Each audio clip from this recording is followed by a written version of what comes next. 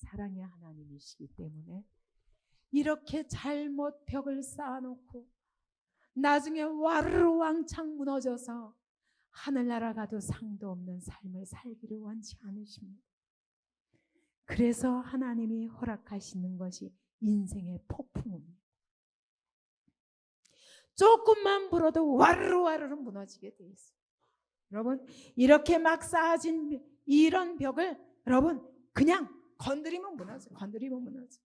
그러면 여러분 바람이 불면 오죽하겠습니까? 폭풍우가 몰면 다 쓰러져요. 기초도 튼튼하지 않고 이 다림줄도 똑바로 되지 않고 이렇게 삐뚤빼뚤 쌓아놓은 우리 인생들이 무너지는데 우리는 또 원망합니다. 하나님이 왜 내가 열심히 예배드리고 열심히 헌금도 내고 내가 열심히 하나님을 믿는다고 하는데 내가 몇십 년 동안 신앙생활을 했는데 왜 무너집니까? 이스라엘 백성이 하나님의 나라 세운다고 그 가나안 땅에 가서 열심히 살았습니다. 우리 나름대로. 근데 왜 바벨론의 포로가 되게 하시며 왜 아수르의 포로가 되게 하시고 끝내는 부끄러운 자리에 놓여서 가나안 땅에 거저 맨발로 들어가서 그 땅을 차지했던 나라가 열방의 노예가 되어가지고 부끄럽게 나라 자체가 없어지고 심지어 하나님의 성전이 다 무너지고 느부갓네살이 다 뺏어가서 성전 기물들 자기 나라에 다 갖다 쌓아놓고 그리고 성전을 해파해가지고 완전히 없어지게 만들었어요. 왜 그렇게 하십니까? 하나님 왜 그렇게 하십니까? 어떻게 사랑하셔서 애굽에서 건져내셨어요?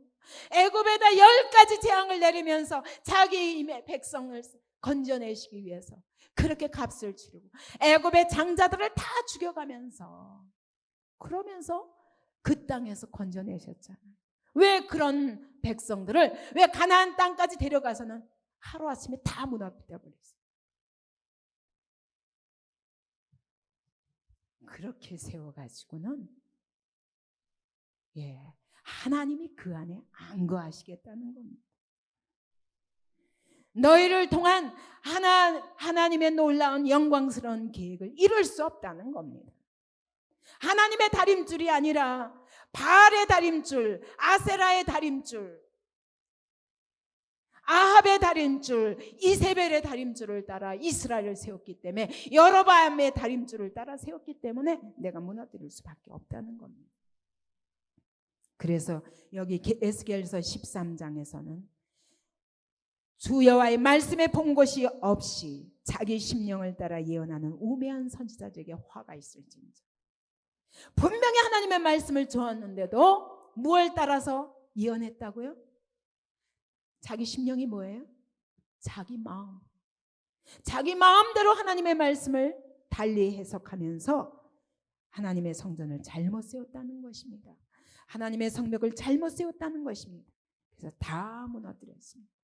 그와 같이 그래서 13장 13절 14절에 보면 폭풍으로 열파하고 내가 진노하여 폭우를 내리고 분노하여 큰 우박덩이로 회멸하리라. 거기다가 이렇게 다 넘어질 수밖에 없는 막 쌓은 하나님의 다림줄을 따라서 세우지 않은 이 벽들에다가 회치를 깨끗하게 해놓고 봐 거룩하잖아 라고 말한다는 거예요. 하나님이 내가 가증스럽다고 말씀하시죠.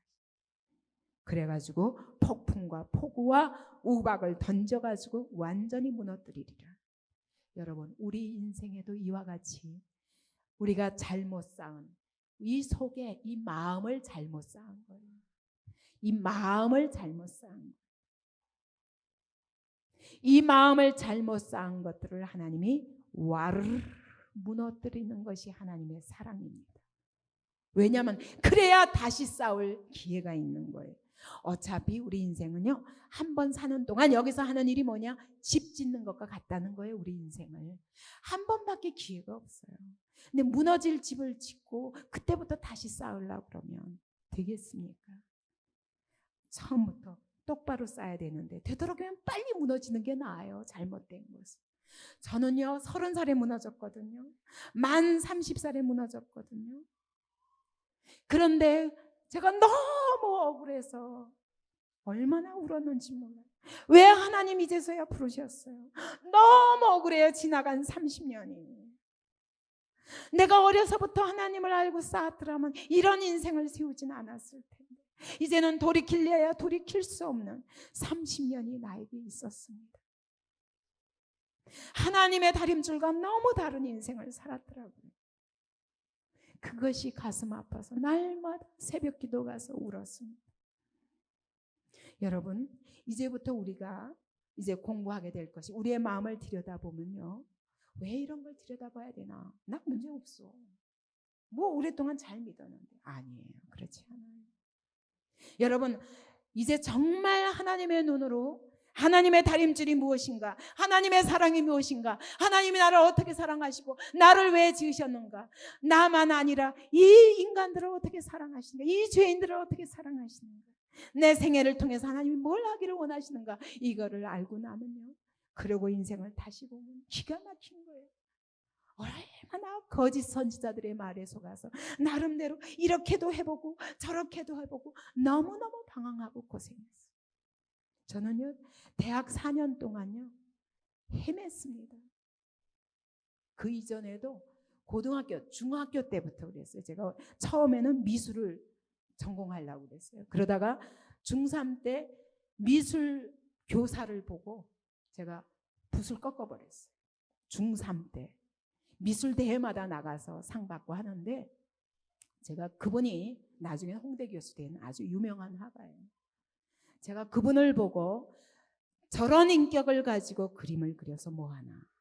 그 인격이 다른 사람에게 무슨 아무리 화려하고 아름다운 그림을 그려도 저 그림에서 뭐가 나가나 저 사람의 인격에서 나온 것이 그 그림으로도 나갈 거 아니에요. 그렇다면 차라리 안 그리는 게 낫지. 그래서 제가 중3 때 붓을 꺾어버렸어요. 나는 그림 안 그린다. 그림을 그리려면 내가 무엇을 그려야 되나? 무엇을 내 마음에서부터 나가는 것이 다른 사람에게 선하고 다른 사람을 살리고 다른 사람에게 좋은 영향을 미치고 다른 사람에게 진리를 전하는 것이 되어야지. 내 마음 자체가 부패해 있는데 아무리 아름다운 색깔이 아름다우면 그게 아름다운 그림이냐? 아니다. 그림을 보면 그 사람의 심령이 보이는 거예요. 근데요 그림이 화려합니다. 추상화가였거든요. 그런데 이 어린 중학생 가지고도 얼마나 희롱을 하는지 저는 도저히 봐줄 수가 없었어요. 저런 인격의 사람이라면 나는 그림 배울 수 없다. 그분이 고3 때까지 따라다니면서 너는 그림 그려야 돼. 넌 그림 꼭 그려야 돼. 저는 안 한다고 그랬어요. 그때부터 제가 중3 때부터 철학에 관심을 가졌어요. 진리가 뭔 줄 알아야지 진리를 표현하지. 진리를 알고 무엇이 바른 것인지 정말 사람들에게 선하고 아름다운 것을 흘러내보내야 되는데 내가 뭐를 그려야 되는지도 모르고 내 마음이 어둡다면은 그러면 그림 그리면 뭐하고 그런 마음으로 글 쓰면 그 글로 많은 영혼을 망칠 거 아니에요. 마강수 보세요. 그 영혼에서 흘러나가는 게 뭐예요? 더러운 것으로 말미암아 수많은 영혼들을 죽이는 것입니다. 저는 중3 때부터 그래서 철학을 왜 사는가? 어떻게 살아야 되는가? 무엇이 바른 것인가? 진리가 무엇인가? 대학교요? 아버지 때문에 약대 들어갔어요. 그렇지만 난 포기할 수 없어요. 우리 아버지가 막 너무너무 낙심하시는 거예요. 제가 아버지가 원하는 학교에 안 들어가신다고 해서. 그래서 우리 아버지를 너무 슬프게 하지 말자. 나는 뭐 요 4년 희생하자. 그리고 약대로 들어갔습니다. 아버지가 원하시는 약대에 들어가서 들어는 갔어요. 그러나 저의 관심은 왜 사는가? 과연 인생의 의미가 무엇인가? 무엇을 위해 살아야 되는가? 그래서 대학마다 쫓아다니고 신부가 하는 성역 공부도 쫓아다니고 법회를 하면 거기도 쫓아다니고 조계종의 유명한 그런 스님들이 뭘 설법을 한다고 거기도 쫓아다니고 진리의 목이 말랐었습니다.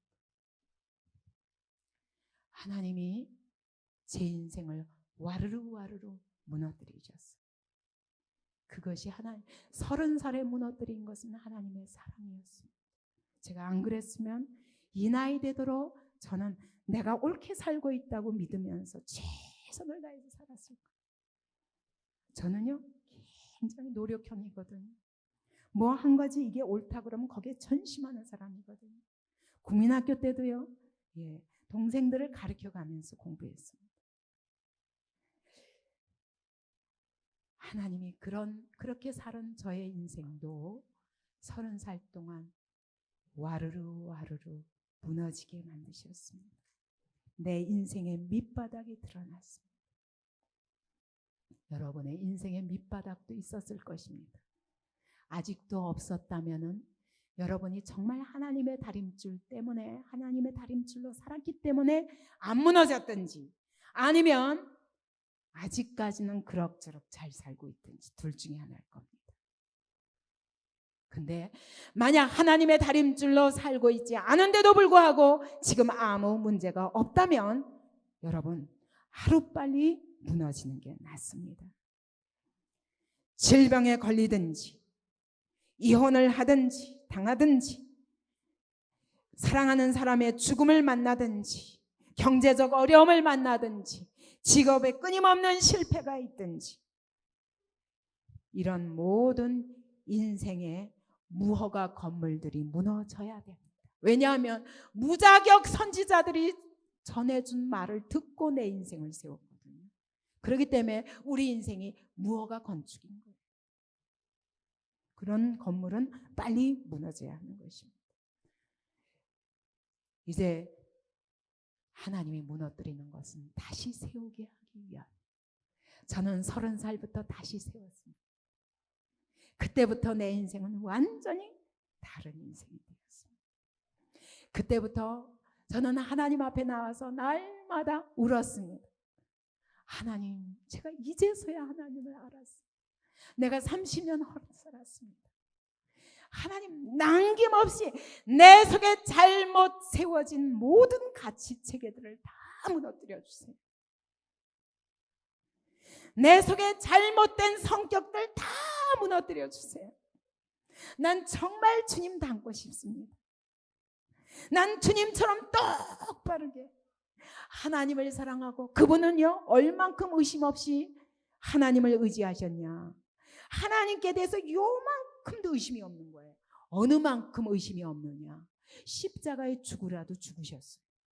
죽기까지 복종하셨습니다. 여러분, 죽으라 그러면 여기 죽을 사람이 몇 사람 있어요? 못 죽어요. 우리가 의심합니다. 이건 내가 하나님의 말씀 바로 들은 건가? 이삭을 바치라. 아브라함이 의심해야 됩니다. 이건 내가 잘못 들은 거 아니야? 에이, 설마 잘못 들었겠지, 이래야 되는데 그냥 듣자마자 갑니다. 하나님과 요만큼의 간격도 없이 그대로 하나님을 신뢰하는 거예요. 난 그렇게 하나님을 신뢰하고 싶습니다. 난 그렇게 하나님을 사랑하고 싶습니다. 하나님이 어떤 분인지 온전히 알면 그렇게 사랑할 거다. 그래서 기도하고, 내가 하나님 이제까지 내 안에 잘못된 성격과 잘못된 가치관과 잘못된 모든 이 환경을 고치기 위해서 이제부터 나부터 시작해야 여기서부터 차차 고쳐가는 겁니다. 그렇게 기도하기 시작할 때 하나님께서 생각나게 하시고, 여러분 어디까지 생각나게 하는 줄 아세요? 자, 내가 30살 때부터 거슬러 올라가서 대학교, 그 이전에 고등학교, 그 이전에 중학교, 그 이전에 국민학교, 거기서 그 이전까지 내 기억이 미치는 데까지 제가 3살 때가 기억나요.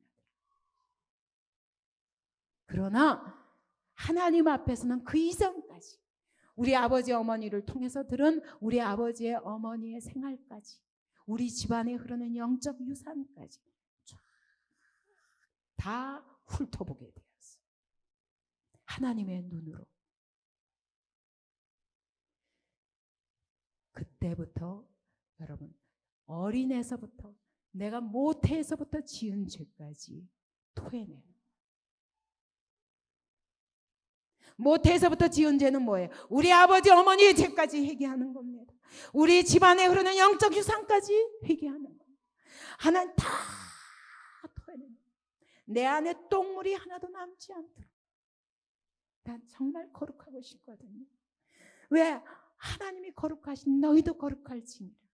하나님이 나의 아버지이기 때문에 난 정말 아버지 닮고 싶습니다. 난 정말 주님 닮고 싶습니다. 내 안에 이 더러운 거 나도 모르게 내 안에 다 들어온, 내가 모태에서부터 끌어안고 들어온 내 안에 저 조상의 조상 때까지 죄까지 다 토해내. 여러분, 주님 앞에 서면 그렇게 됩니다. 왜냐하면 하나님은요 태초부터 나를 아셨거든요.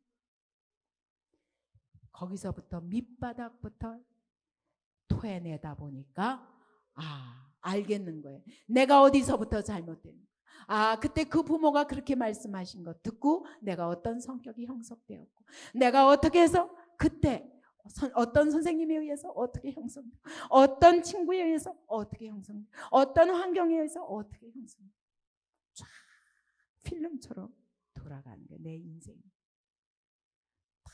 점검하는 거예요. 왜? 하나님, 내가 심판대 앞에서 이거 또 다시 하고 싶진 않아요. 여기서 여러분 이걸 싹 해결하고 가면 심판대 앞에 가서는 상 받을 거밖에 없잖아요. 그죠? 근데 여러분 이거 숨기고 살다가, 여기에 그냥 이거 끌어안고 살다가, 그리고 이걸 계속 고집하고 살다가, 그래서 끊임없이 이렇게 삐뚤어진 벽돌들을 쌓으면서 살다가, 그러다 심판대 앞에 가서 쭉 하나님 앞에서 그거 부끄럽게 또 토해내야 됩니까? 그렇게 살고 싶지 않아요.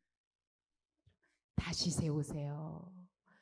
환경과 상관없습니다. 나는 이런 환경이기 때문에 난 이렇게 살 수밖에 없어요. 그거는 하나님 앞에 통하지 않습니다. 왜냐하면요, 어떤 환경도 하나님이 내게 주신 환경입니다. 허락하신 환경입니다. 그 환경 속에서 영광 돌리도록 내게 허락하신 환경입니다.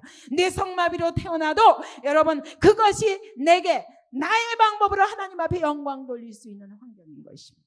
내가 가난하게 태어나도, 그래서 공부를 못했어도, 그래서 많은 어려움이 있었다 할지라도, 내가 건강하지 못한 몸으로 태어나서 많은 질병을 앓았다 할지라도, 그 모든 나의 연약한 환경까지도, 문제 있는 환경까지도 하나님 앞에 영광 돌리는 도구가 되는 것입니다. 요셉이 그 환경, 어려운 환경 속에 놓이지 않았으면 요셉이 하나님 앞에 영광 돌릴 수 있는 영광이 있을 수 있습니까?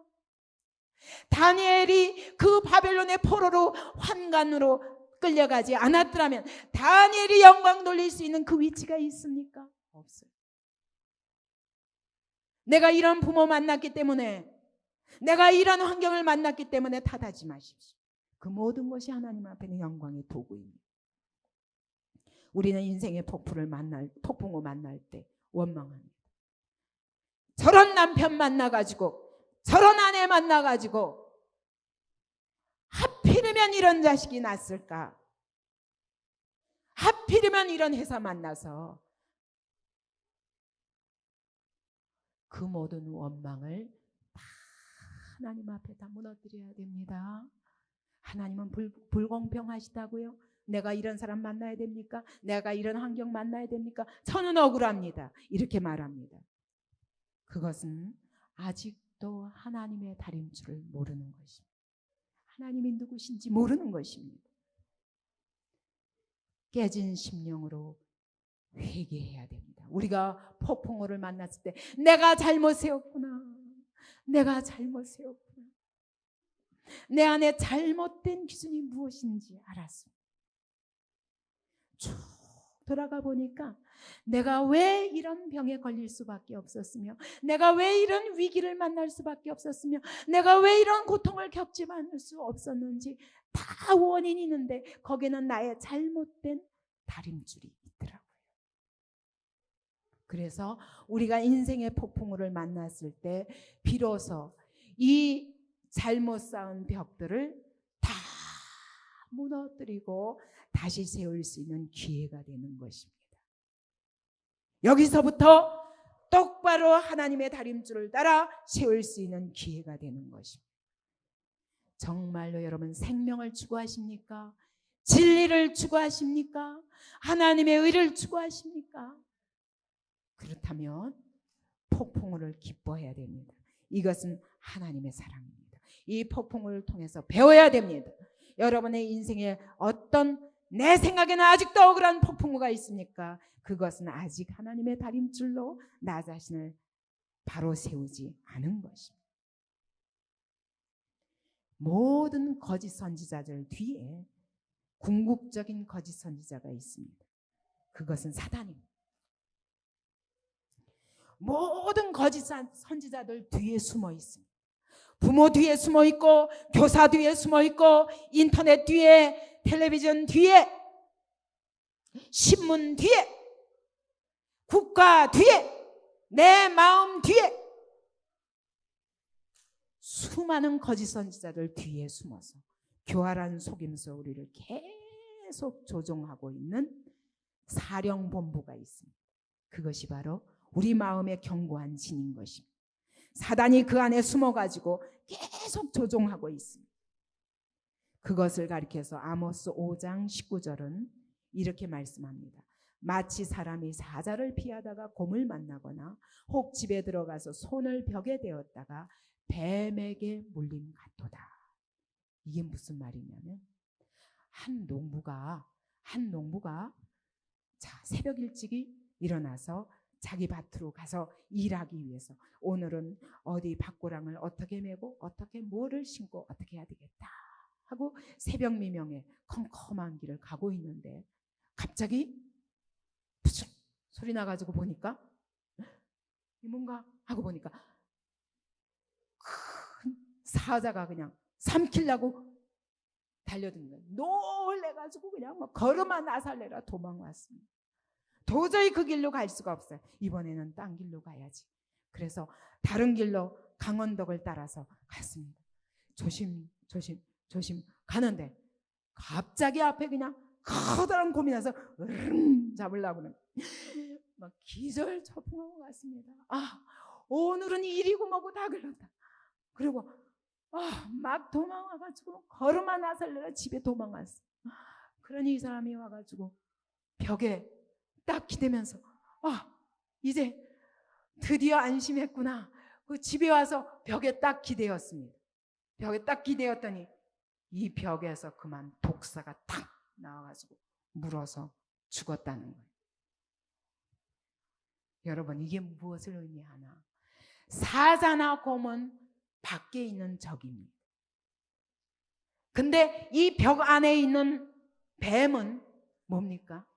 내 마음 안에 있는 적입니다.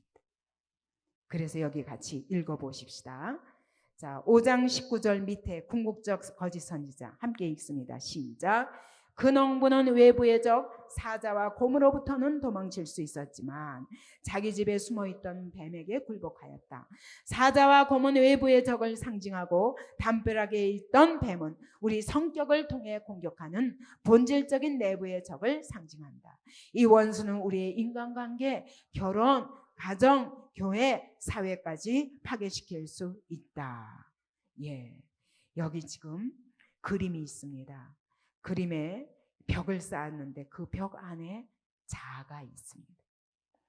이 안에 사단이 숨어가지고 꽉 나를 이 모든 거를 폭풍으로부터 너를 보호해 줄 거야 하고 꽉 싸고 있습니다.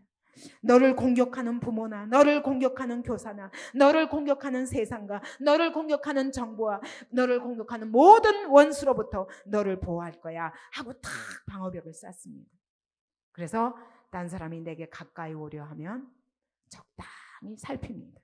어느 만큼 열어야 되나? 내가 너무 가까이 가면은 저 사람이 나를 거절하면 내 자존심이 상할 테니까 적당히 거리를 두고 눈치를 서로 살피면서 이러는 거예요. 이렇게 하고 살고 있는 것입니다. 이런 방어벽을 꽉 쌓아놓고 상처받기 위해서 자기 보호벽을 세웠습니다. 근데 거기 그 안에 그 성격 안에 뭐가 있다는 거예요? 뱀이 숨어 있다는 거예요. 내 마음의 견고한 진 안에 누가 숨어 있다는 거예요? 사단이 숨어 있다는 것입니다. 그래서 여러분 다른 문제들로는 이길 수 있어요. 싸워서도 이기고 이래서도 이기고 모든 어려움을 극복할 수 있습니다. 근데 어디에는 진다는 얘기예요. 어디에 집니까? 어디에 집니까? 자기 성격. 내 안에 숨어있는 견고한 진 때문에 내 성격 때문에 무너진다는 거예요. 잘 나가다가 한번 성격 부리면 와르르 무너지. 사역자도 마찬가지. 하나님 앞에 그냥 열심히 정말 봉사한다고 하면서, 그런데 이 성격은 안 돼. 그래서 이 사역자들도 하나님 앞에 쓰임 받는데 뭐가 문제냐? 성격이 문제예요. 그 성격 가지고 다 무너뜨려요. 이제까지 하나님 앞에 충성하던 것이 한순간에 다 무너질 수 있습니다. 이와 같이 무서운 거예요. 그러니까 진짜 원수는 누구라고요? 그 밑에 읽어봅시다. 그림 2 밑에 시작. 결국 우리의 최대의 적은 바로 자기 자신인 것이다. 우리는 자신이 어떤 사람이며 모든 대인관계에서 어떻게 반응하는지를 이해함으로써 불안정한 성격의 노예가 되지 않고 성격을 사용하는 사람이 될 수 있다. 이 얘기는 무슨 얘기예요? 성격을 똑바로 세우면 어때요? 이 성격 가지고 여러분, 사람마다 성격이 다 똑같지는 않아요. 어떤 사람 급한 사람이 있고 어떤 사람 침착해서 답답할 정도로 느린 사람이 있고, 급한 사람은 그것 때문에 또 일을 착착착착착 진행하는 게 있어요. 근데 침착한 사람은 위기 때에 딱 앉아가지고 착 판단하고, 자 잠깐 그래놓고 하면 정리가 잘 돼요. 다 우리의 성격에 다 장단점이 있는데 그 장단점이 다 좋은 것으로, 약점까지도 하나님의 나라를 위해서 귀하게 쓰임받을 수 있다고요. 그래서 이 성격이 하나님 앞에 사용돼야 되는데, 문제는 뭐냐? 이 성격이 하나님의 일을 회방하는 것이 되는 것이 문제라는 것입니다. 그래서 하나님이 내 안에서 영광스러운 일을 만들고 계획하시고 그걸 이루어 가시는데 이 성격이 계속 버티고 회방하는 거예요. 그래서 이 적은 자기 자신이다. 우리 성격의 노예가 되지 말자. 성격을 사용하는 사람이에요. 자기의 모든 장단점을 가지고 하나님 앞에 영광 돌리는 일에 쓰임받게 하는 것이 바로 성격을 사용하는 것이고, 성격의 노예는 뭐예요? 이 성격 때문에 하나님의 일 하다가도 다 무너지게 하는 것. 이게 성격의 노예인 것입니다. 그래서 이 성격을 하나님 앞에 드려야 됩니다. 자, 그 다음에 또 같이 읽어봅시다. 우리가 가진 부정적인 반응이 습관화되면 또 한 장의 벽돌이 쌓이게 된다. 우리가 마음에 한 번 상처를 받으면 다시는 아무도 상처 주지 못하게 하겠다는 결심으로 벽을 쌓게 된다. 이렇게 막아 놓으면 어느 정도 보호할 수는 있지만 결국 우리 인생의 일부를 가두어 놓아서 사랑하고 신뢰하며 의미 있는 관계를 형성하는 데 큰 방해를 받게 된다. 만약 성격의 상당 부분이 그렇게 갇혀 있을 경우 증상은 더욱 심각해지고 자신도 자기가 왜 이러는지 알 수가 없다. 이런 성향은 자기 안에 사단의 진을 더욱 견고하게 하고 자기 자신을 결박하여 우리가 진정한 자기 모습으로 자유롭게 발전하고 성숙해 가는 것을 가로막는다. 그 안에서 외로움, 우울, 분노, 고집, 쓴뿌리들로 심령이 황폐화되어 갑니다. 이 모든 것이 속는 것입니다. 여러분, 성격이 하나님의 다림줄을 따라 세워지지 않은 성격은 우리를 보호하는 것이 아니라 우리를 아까 그 그림처럼 딱 가두어 가지고 이 안에서 외로워하고 우울해하고 슬퍼하고 괴로워하고 고통하고. 어저께도 우리 부부들 얘기를 나눠보니까 부부지간에도 서로 대화를 안 하기 때문에 서로의 마음을 모르는 거예요. 근데 제가 이렇게 따로따로 얘기를 해보면요, 이렇게 남편 안에 귀한 거 있는 거를 왜 아내가 모를까? 아내의 저 마음을 저 남편이 왜 모를까? 그런 거예요. 근데 왜 부부간에도 이 담벼락을 이만큼 쌓아놓고 서로 상처받지 않기 위해서 말 안 해버리는, 탁 닫아버리는. 그러니까 그 안에서 내 결혼 생활은 왜 이럴까? 왜 이렇게 외로울까? 왜 사랑할 수 없을까? 전에는 아니랬는데. 이러면서 살고 있는 거예요. 부모와 자식지간에도 마찬가지입니다. 어떤 부모가 자식을 안 사랑하겠어요? 사랑하고 싶어요. 그런데 이 성격 때문에 욱 하고 나가는 거예요. 그럼 자녀가 상처버리면 자녀도 아버지의 사랑을 믿긴 믿으면서도 욱 하고 나가는 거예요. 그 다음에 서로 피합니다. 되도록이면 안 부딪히기 위해서 살살 피해 다닙니다. 그러면서 나는 외로워. 이러고 살고 있는 거예요. 이게 다 속는 것입니다. 하나님의 다림줄은 뭡니까? 하나님의 다림줄은 뭐예요? 다시 처음으로 돌아가서 하나님의 다림줄이 뭡니까? 하나님을 사랑하고. 왜? 하나님의 사랑을 받기 때문에. 그렇기 때문에 여러분, 부모가 상처를 주었습니까? 그 시간에 어떻게 해야 돼요? 화가 나가지고 내가 거절당했구나. 그래가지고 이 다림줄을 가지고 이만큼 와서 갖고 있다가 탁 나버리면 저쪽으로 반항으로 쫙 나갑니다. 그거 한 번 가면 그뿐입니까? 왔다 갔다 왔다 갔다. 그러면서 우리 성격이 요동을 하는 겁니다. 그러면 부모 성격도 요동을 하고 자녀 성격도 요동을 하고, 그러니 날마다 부딪히고 전쟁이 안 나요. 왜 이렇게 답답하게 삽니까? 하나님의 다림줄은 뭐냐? 그 자리에서 하나님을 바라보는 것입니다. 하나님의 사랑을 받는 것입니다. 그 하나님의 사랑을 받으니 그 하나님은 나의 이 모습 이대로 받아주시는 분입니다. 나의 이 모습 이대로 다 받아주고, 내가 어떤 자인지 아세요? 고재봉이가 6명을 찍어 죽일 수밖에 없는 사정도 하나님이 아시는 거예요. 그 하나님 앞에 나아가기만 하면 용서하시는 것입니다. 그 하나님의 사랑 앞에서 비로소 내 마음이 평안을 찾습니다. 그러면 그제서야 남편을 보고 아내를 보고 자식을 보니까 또 그 하나님께 받은 사랑을 가지고 사랑할 수 있어요.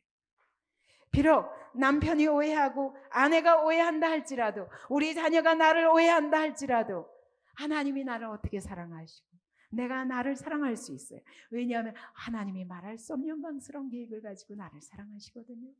그래서 나를 다시 사랑하고 나면 이 자녀에게도 다시 하나님의 사랑을 가지고 따뜻한 마음으로 나아갈 수 있어요. 다시 딱딱한 남편에게 하나님의 사랑을 가지고 다가갈 수 있어요. 나를 거절하던 사람에게도, 원수 같은 사람에게도 다가갈 수 있어요. 성격이 우락부락해가지고 무서워 보이는 사람한테도 다가갈 수 있어요. 저 사람은 무서워, 피하고 싶은 사람이에요. 그런 사람이 없는 거예요. 왜? 하나님의 눈으로 보면, 하나님 앞에 딱 돌아가기만 하면, 하나님의 눈으로 보면 이 세상의 모든 사람을 사랑하십니다. 그분은 어떤 죄도 용서하지 못할 죄가 없는 것입니다. 모든 사람의 죄를 용서하십니다. 그리고 다 받아주십니다. 그분의 십자가의 사랑 앞에서는 모든 사람이 쉴 수 있습니다. 어떤 분노의 자리에 있다가도 쉴 수 있습니다. 어떤 억울한 자리에 있다가도 위로받을 수 있습니다. 어떤 고통의 자리에 있다가도 하나님의 도우심을 받고 다시 평정을 찾을 수 있습니다. 이것이 하나님의 다림줄이에요. 빨리 하나님의 다림줄로 돌아갈 때 거기에 자유가 있는 것입니다. 진리가 너희를 자유케 하리라. 요한복음 8장 32절. 진리 대신 그리스도를 알고, 그리스도께서 나 같은 죄인을 대신해서 십자가에 죽으셨구나. 그 주님께 내 삶을 내어드립니다. 주님 감사합니다. 다시 하나님의 다림줄로 왔습니다. 나를 가두었던 성격의 벽들을 허물겠습니다. 이 성격을 주님 앞에 내어놓습니다. 이 벽들을 다 허물고 내가 그리스도 앞에 나아갑니다. 이제 자기 감옥에서 나오기 원합니다. 거짓의 세력이 더 이상 나를 붙잡지 못하도록 내가 예수의 십자가 앞에 나옵니다. 거기서 드디어 쉼이 있는 것입니다. 마치 이것과 같습니다. 지금 막 나를 거절한 사람이 있습니다. 너무너무 화가 나요. 너무너무 슬픕니다. 나를 믿어주지 않아요. 나를 거절했어요. 나한테 화를 냈어요. 내 진심을 받아주지 않아요. 슬픕니다. 우울합니다. 억울합니다. 그랬다가 어느 날 이것이 한 번, 두 번 참습니다. 세 번 참습니다. 네 번 참습니다. 근데 70번씩 7번이라도 용서하라고 했지만 더 이상 할 수 없는 때가 옵니다. 그때 탁 나버립니다. 요동을 합니다. 어떡하겠어요? 이렇게 살겠습니까? 이렇게 살겠습니까? 내 마음을 이렇게 요동하며 살겠습니까? 하나님의 다림줄을 따른다는 것은 이 시간 지구의 중심을 향해서 십자가의 사랑 밑에 나 자신을 멈추는 것입니다. 그 모든 요동하던 분노와 저항과 슬픔과 우울과 열등감과 모든 아픔과 이런 것들을 포기하고 여기 십자가 밑에 오는 것입니다. 너무너무 분노해가지고 확 반항해서 여기 갔던 사람이 있습니까? 여기까지 갔다가 다시 십자가로 오는 것입니다. 왜? 이렇게 요동하면 살고 싶지는 않아요. 이렇게 살 수는 없어. 이렇게 살 수는 없어. 인생을 허비하는 것입니다. 시간을 허비하는 것입니다. 그래서 얼른 십자가를 붙잡고 이 자리에 설 것입니다. 주님, 저 같은 죄인을 이 모습 이대로 받아주시니 감사합니다. 이렇게 허물 많고 이렇게 연약하지만 주님 저를 사랑해 주셔서 감사합니다. 주님이 나 같은 죄인을 대신해서 십자가에 못 박혀 주시니 감사합니다. 그 사랑을 믿습니다. 주님이 나를 사랑하시면 뭐든지 이길 수 있습니다. 뭐든지 이길 수 있습니다. 여러분 그 자리에 가보셨습니까? 주님 사랑 하나면 만족합니다. 그 자리에 가본 적 있습니까? 배부른 사람은 갈 필요가 없죠. 저는 수없이 갔습니다.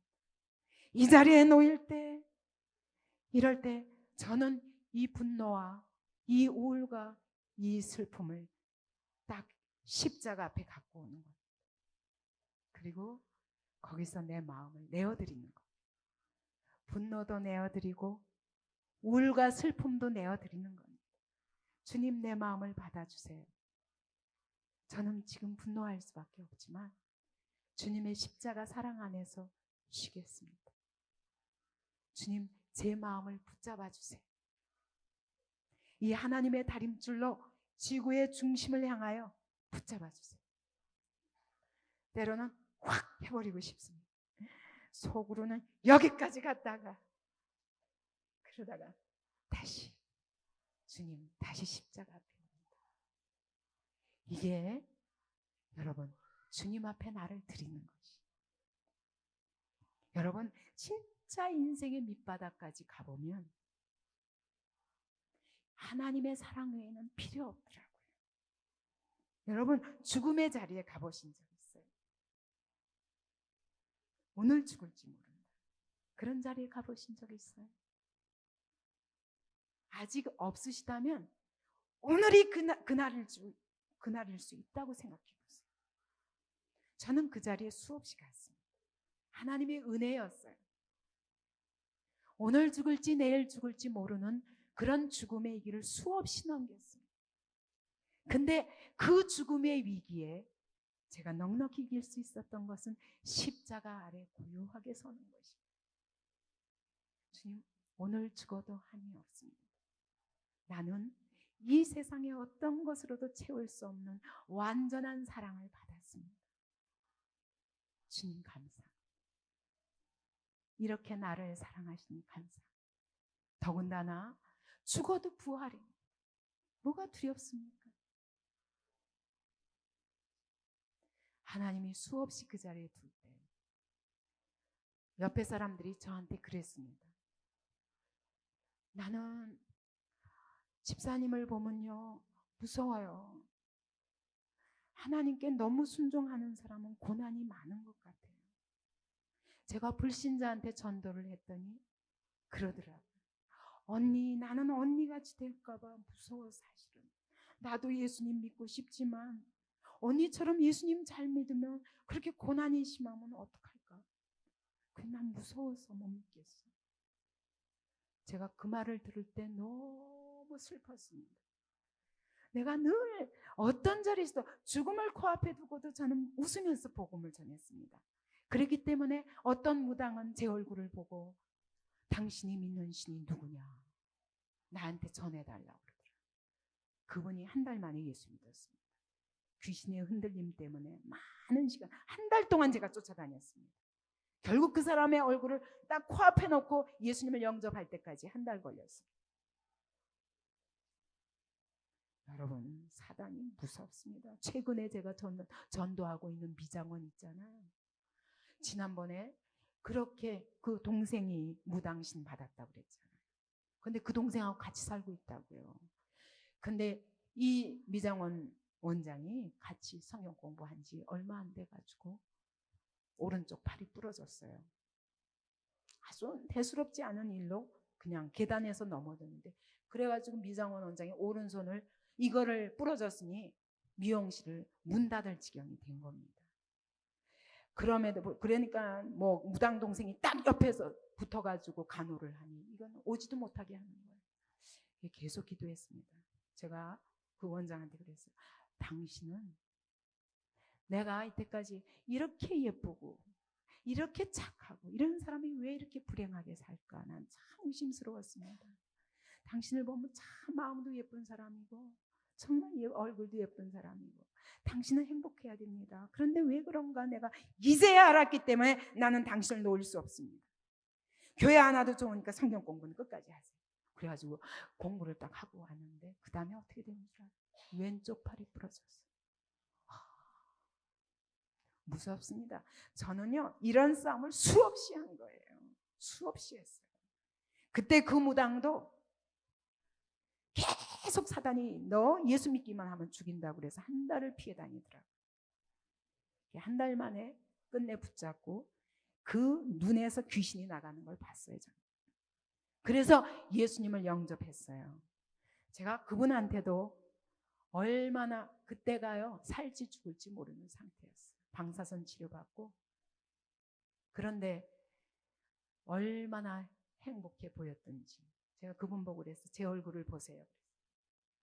보더라고요. 제가 어떻게 보여요? 건강해 보입니다. 전 사실요 살지 죽을지 모르는 사람입니다. 저 지금 암 치료 중이거든요. 근데요 저에게는 영원한 생명이 있습니다. 그랬더니 그분이 기절한 거예요. 그것이 쇼크가 되어서 그분이 예수님을 영접하게 되었습니다. 어떤 경우에도 여러분 그 자리가 나에게 축복의 자리요. 그 자리에 모든 것을 가지고 있기 때문에 행복한 것이 아닙니다. 예수님 때문에 행복한 것입니다. 제가 그러고도 다 이제는 하나님이 고치셨다 했는데 고치셨는 줄 알았어요. 근데 또 병원에 실려가고 또 병원에 실려가고 또 끊임없이 어려움 당하는 걸 보고 그 친구가 그렇게 얘기한 것입니다. 그때 제가 저도 모르게 하나님, 저 친구가 그 동생이 하나님을 사랑하는 사람은 저렇게 고난이 많은가 봐 그렇게 말하는 것이 너무 마음이 아팠어요. 그래서 하나님 정말 제가 하나님이 저를 사랑하시기 때문에 그만 좀 사랑하세요 그랬어요. 근데 그 소리를 하나님이 들으시는 줄 아는데도 불구하고 그렇게 하나님이 노하실 줄 몰랐어요. 그러고 잊어버렸어요. 그 말 해놓고 잊어버렸어요. 며칠 만에 제가 또 병원에 실려갔습니다. 이제 이번에 또 수술 받아야 된다는 겁니다. 이번에는 또 다른 암 같다는 것입니다. 제가 병원에 가기 전에 수술하기 전에 저를 기도원에 데려다 주십시오. 그래서 저를 기도원에 우리 장로님이 내려놓고 산으로 내려간 다음에 보니까 거기가 기도원도 아닌 거예요. 그래서 그 산 꼭대기에 그냥 걸을 수가 없기 때문에 땅바닥에 앉아서 땅바닥에 두 다리를 뻗고 울었습니다. 이젠 집에도 못 가요. 기도원에 왔는 줄 알고 안심하고 돌아가셨어요. 그러고 앉아서 땅바닥을 치고 울었습니다. 제가 암에 걸리고 나서도 그게 몇 년 만이냐, 거의 3, 4년이 지났어요. 그런 상태에서 또 병원에 가게 된 것입니다. 근데 그게 한두 번이 아니었어요. 근데 그때는 진짜 낙심이 왔어요. 내가 하나님 앞에 영광 돌리고 살아야 되는데 왜 끊임없이 이런 고난 속에 내가 살아야 되지? 그랬어요. 그래서 하나님 앞에 울면서 하나님 저 사랑하는 거 맞아요? 정말 저 사랑하세요?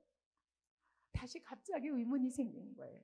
그렇게 하나님의 사랑을 체험하고 아는데도 불구하고 너무 계속되는 고난 앞에서, 그리고 다른 사람이 보기에도 정말 딱해 보일 만큼 그런 자리에 있는 저 자신을 견딜 수가 없어서 하나님 앞에 울었어요. 하나님 정말 저를 사랑하세요? 아버지, 그러고 막 부러운 줄도 모르고 길바닥에 앉아서 산꼭대기지만 그러고 울었어요. 그때 하나님이 제게 보여주셨습니다. 아주 그때 사골세 집에서 어디로 이사 가야 될지, 이사 가려도 전세돈이 없어서 갈 수 없는 상황이었어요. 그런데 하나님께서 보여주셨습니다. 수영장도 있고 뭐 집안에 폭포수가 있고 너무 아름다운 별장 같은 집을 보여주시는 거예요. 내가 아름다운 집을 주랴? 그래서 제가 대답했어요. 집을 보니까 하나도 부럽지 않더라. 아버지 다 필요 없어요. 저는 좋은 집 없어도 좋고요, 집 없이도 살 수 있어요. 그렇지만 나는 하나님이 나를 사랑 안 하시면, 하나님이 저를 사랑하시지 않으면 저는 살 수가 없어요. 하나님 저 사랑하세요? 전 하나님이 저를 사랑해 주시길 원합니다. 또 보여주셨어요. 많은 사람들이 박수갈채를 합니다. 내가 이렇게 너에게 박수갈채를 주랴? 저는 어디 가나 핍박받는 데 익숙한 사람입니다. 복음 전하면서 한 번도 칭찬 들어본 적이 없고 값을 받아본 적이 없어요. 늘 핍박과 욕과 조롱과 그걸 받으면서 복음을 전했기 때문에 저한테는 조롱이 더 익숙합니다. 핍박이 더 익숙합니다. 아버지, 칭찬 필요 없어요. 나는 사람의 칭찬이 필요 없습니다. 하나님이 저를 칭찬하시며 하나님이 저를 사랑하시면 저는 만족합니다. 하나님이 또 물으셨어요. 딸아, 내가 네게 건강을 주랴? 근데 갑자기 정말 건강하고 싶더라고요. 그렇게 했어요, 안 그렇게? 3, 4년을 그렇게 병에 시달리니까 진짜 건강하고 싶더라고요. 잠깐 생각했어요. 근데 또 머리 흔들었어요. 아버지 필요 없어요. 전 건강도 필요 없어요. 아버지, 건강한 몸을 가지고 하나님의 사랑을 받지 못하면서 내 마음대로 뛰어다니면 무슨 소용이 있습니까? 하나님, 내가 평생 누워 있어도 좋으니까 나는 하나님이 나를 사랑하시면 그것으로 족합니다. 그때 주님이 말씀하셨어요. 그런데 왜 네가 고만 사랑해달라고 그래? 깜짝 놀랐어요. 아, 그랬네 진짜. 내가 며칠 전에 그랬구나. 아버지, 용서하세요. 용서하세요. 저는 하나님의 사랑 외에는 아무것도 필요 없습니다. 돈도 필요 없습니다. 집도 필요 없습니다. 사람의 칭찬도 필요 없습니다. 건강도 필요 없습니다. 나는 하나님의 사랑이면 족합니다. 결론이 났습니다. 그때 이후로 저는 하나님의 사랑 외에는 어떤 것도 구하지 않습니다. 지금도 마찬가지입니다. 왜냐하면 하나님의 사랑이 내가 살아야 할 이유고 내가 사는 목적, 그 하나님의 사랑을 가지고 다른 사람을 사랑할 수 있고 그 하나님의 사랑을 가지고 오늘도 내 모든 삶 속에서 하나님이 어떤 환경에 놓으시든 넉넉히 승리할 수 있는 믿음이 거기에 있기 때문입니다. 그 능력이 거기에 있기 때문입니다. 여러분 오늘 뭘 원하십니까? 하나님의 사랑 받으시기 바랍니다. 하나님의 사랑 받으시기 바랍니다. 진리가 너희를 자유케 하리라. 십자가 아래 내려가기만 하면 거기에 쉼이 있습니다. 거기에서 하나님과 깊고 친밀한 관계를 이루게 됩니다. 예수 그리스도로 말미암아 내가 곧 길이요 진리요 생명이니 나로 말미암지 않고는 아버지께로 갈 자가 없느니라. 이 예수의 십자가 아래서만 하나님을 똑바로 만날 수 있습니다. 예수 안에서만 하나님과 깊고 친밀한 관계가 이루어집니다. 거기서 비로소 그 십자가 아래서 나를 사랑할 수 있습니다. 왜? 십자가에 못 박히기까지 나를 사랑하신 하나님의 사랑의 자리가 바로 그 자리이기 때문입니다. 다른 어떤 것도 필요 없습니다. 예수님이 나 같은 죄인을 위하여 십자가에 못 박혀 죽으시기까지 사랑하셨으면 끝난 것입니다. 예수님의 사랑이 거기에 있습니다. 나를 사랑하신 그 주님이 오늘 나를 통해서 예수의 사랑으로 이웃을 사랑하기를 원하십니다. 그렇기 때문에 오늘 사랑할 수 있는 것입니다. 나한테 침 뱉는 자라도 사랑할 수 있습니다. 나를 대적하고 핍박하는 자라도 사랑할 수 있습니다. 오늘 나에게 어떤 고난을 갖다 주는 사람이라도 사랑할 수 있습니다. 여러분 서로 옆에 있는 사람 쳐다보세요. 여러분 예수님 때문에 사랑할 수 있습니다. 나는 도저히 이렇게 보면 가까이 느껴지죠. 내가 좋은 사람은 다 좋아요. 교회 안에서도 그렇습니다. 내 마음에 드는 사람은 나눠주고 하는 것이 쉽습니다. 즐겁습니다. 네, 누구만 보면 기분이 나빠집니다. 그런 사람이 있습니까? 없어야 합니다. 아직 십자가 밑에 가지 않으면, 하나님의 다림줄 밑에 가지 않으면 그런 사람들이 많아집니다. 이 사람은 이래서 마음에 안 들고 저 사람은 저래서 마음에 안 듭니다. 사실은 그 사람들의 문제가 아닙니다. 나의 문제입니다. 내가 십자가 아래에 있지 않다는 것이 바로 그 이유입니다. 여러분 용서할 수 없는 사람이 있습니까? 나에게 상처 준 사람이 있습니까? 여러분 부모로 인하여 상처받았습니까? 여러분 이 책에도 있지만 저는 전도하면서 많은 인생의 아픔들을 보았습니다. 어떤 자매는 이 책에 있는 사람처럼 아버지가 성폭행한 사람도 있더라고요.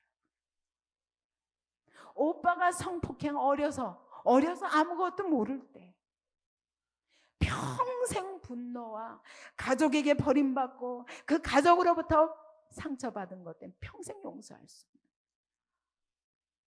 나중에는 그 딸이 아버지 혼자 남았어요. 엄마도 돌아가시고 다 다른 형제도 죽고 그 아버지만 남았어요. 그 아버지를 양로원에 보내고 평생 안 보내고. 제가 그분에게 얘기했습니다. 그것까지도 용서하셔야 돼요. 왜냐하면 예수님이 그 아버지도 위해서 십자가에 죽으셨기 때문에, 그가 예수를 몰랐기 때문입니다. 여러분 이 자리에도 여러분 안에 많은 아픔이 있습니다. 여러분 안에 크고 작은 아픔들이 있습니다. 여러분 안에 깊은 상처가 있는 사람, 씻을 수 없는 상처가 있는 사람이 있습니다. 그러나 용서하셔야 돼요. 왜냐하면 예수님의 십자가의 사랑 때문에 그 모든 분노와 그 억울함과 그 모든 고통과 예수님의 십자가 안에서 쉬시기 바랍니다. 여기서 자유를 누리게 됩니다. 여기서 비로 내가 자유해질 수 있습니다. 예수 십자가의 사랑 안에서 비로소 나의 모든 이제까지의 고통과 이제까지의 모든 원망과 내 안에 있는 쓴뿌리들이 완전히 해방됩니다. 그때 다른 사람을 용납하고 사랑할 수 있는 사람이 되는 것입니다. 그래서 늘 주님과의 관계 속에서 하나님을 사랑하고 나 자신을 사랑하고 나 자신을 사랑하는 것처럼 또 다른 형제를 사랑할 수 있는 우리가 되기를 원합니다.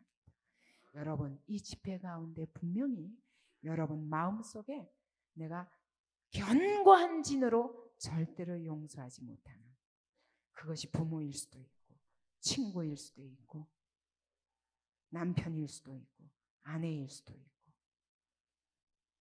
누구든지 여러분 내 인생에 큰 폭풍우를 갖다 준 사람에 대한 아픔이 있습니다. 그 모든 사람에 대해서 용서하시는 시간이 되시기 바랍니다. 가능하면 만약 이 안에 있든지 여러분 가까이 있든지 심지어 전화로라도, 여기 없으면 전화로라도 여러분 꼭 하나님 앞에서 고백하시기 바랍니다. 당신에 대한 모든 그동안의 미움을 용서해 주십시오. 내가 당신을 원망했습니다. 용서해 주십시오. 제가 하나님의 사랑으로 당신을 사랑합니다. 이런 고백을 할 수 있는 우리 모두가 되기를 바랍니다. 그것이 내가 자유하는 길입니다. 여러분, 아무것도 나를 묶지 않고 더 이상 발목을 묶지 않아야 날아올라가죠. 날아올라가죠. 풍선을 딱 끊어놓으면요 끝도 없이 날아갑니다. 그러나 내가 끈을 딱 붙잡고 있으면 어느 한계 이상 못 갑니다.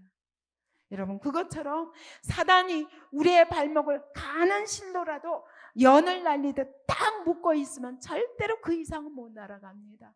그런 우리를 묶고 있는 결박들이 있다면 다 이번 집회에 끊어버리십시다. 그리고 자유하게 주님이 나를 이끄시는 대로 누구든지 사랑하며 누구든지에게 값없이 예수의 사랑을 나누어주는, 그렇기 때문에 하나님이 우리를 마음껏 사랑하시고 마음껏 우리를 사용하실 수 있는 그런 사람들이 되기를 바랍니다.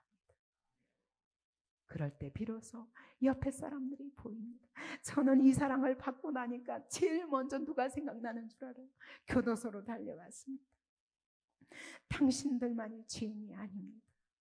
나 같은 죄인도 교도소에 안 들어갔을 뿐이지 내가 마음을 얼마나 많이 미워하며 얼마나 많이 마음의 번제를 했는데, 당신들은 예수를 모르기 때문에 이 자리에 있고 나는 예수를 알기 때문에 이 자리에 있습니다. 예수님을 믿으세요. 그 다음에 달려간 것이 제가 창녀촌입니다. 나는 창녀는 인간 이하로 생각했습니다. 거기 가서 보고 너무너무 많이 울었습니다. 하나님 이들의 죄를 용서해 주세요. 저들도 희생자입니다. 저들도 죄의 희생자예요. 사단의 희생자. 잘못된 부모의 희생자. 잘못된 교사의 희생자. 이 잘못된 거짓 선지자들이 살고 있는 이 세상의 희생자. 넝마주의들을 찾아갔어요. 쓰레기장을 뒤지면서 그 쓰레기를 갖다가 팔아먹고 사는 사람들, 고아와 과부들을 찾아갔습니다. 저는 주님이 왜 고아와 과부를 사랑하시고 왜 죄인들의 친구가 되는지를 알았습니다. 나는 그런 인생들은 돌아본 적이 없었습니다. 그러나 내가 하나님의 사랑을 받고 보니까 이 세상의 모든 사람들이 희생자였습니다. 죄와 사단의 희생자였습니다. 오늘 여러분이 미워하는 사람도 죄의 희생자요 사단의 희생자입니다. 그렇기 때문에 용서하셔야 됩니다. 그때 하나님이 우리에게 말할 수 없는 하나님의 마음을 부어주십니다. 그제서야 진정한 하나님의 사람으로 쓰임받을 수 있습니다. 여러분 돌아보십시오. 내 옆에 있는 형제자매들을 돌아보십시오. 행여나 어떤 아픔을 가지고 혼자 해결하지 못하는 형제들이 돌아보십시오.